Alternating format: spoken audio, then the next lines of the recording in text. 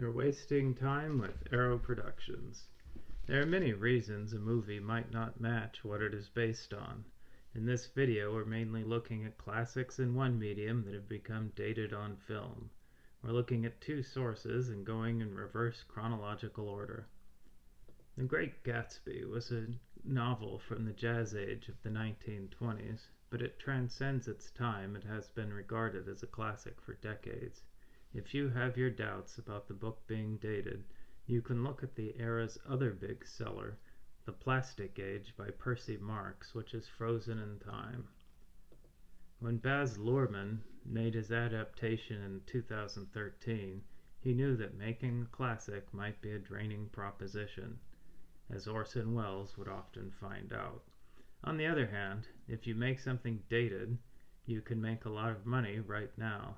Luhrmann's anachronistic soundtrack leaves us with a movie about the 1920s and music from 2013. At the time of recording, that's 9 years ago. Luhrmann's adaptation goes on for 2 hours and 22 minutes. This picture's from the 1974 version, which runs 2 hours and 24 minutes. The biggest anachronism here is the wardrobe. Everyone, especially Robert Redford as Gatsby, looks like the year it was filmed. The owners of 1920s cars at a car show might have dressed like this. The movie is also very low energy. The entire cast appears to have slept through the filming. The 1949 version of Gatsby captures the spirit of the book with its runtime, a very reasonable hour and 31 minutes. The anachronistic costumes are a major shock. Alan Ladd looks the same as he does in his other movies in the 1940s. The reason the sloppy costuming is such a surprise is that Edith Head was in charge. She started as a costume sketch artist for Paramount in 1923. She had been there for 3 years when Paramount distributed the 1926 version of The Great Gatsby. The 1926 version was silent, 80 minutes long, and based on the Broadway play by Owen Davis. The film would be worth looking at, but it is lost. Today, we can only see the trailer and read a few reviews.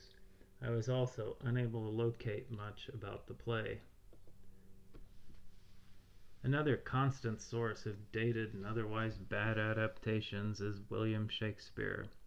His work still functions well on the stage, and many people still enjoy reading it. On film, Shakespeare only works well if it's done by someone who really understands the source material. Shakespeare movies are almost always bad in one way or another. The exception to this rule is Akira Kurosawa, but this video is not about excellence.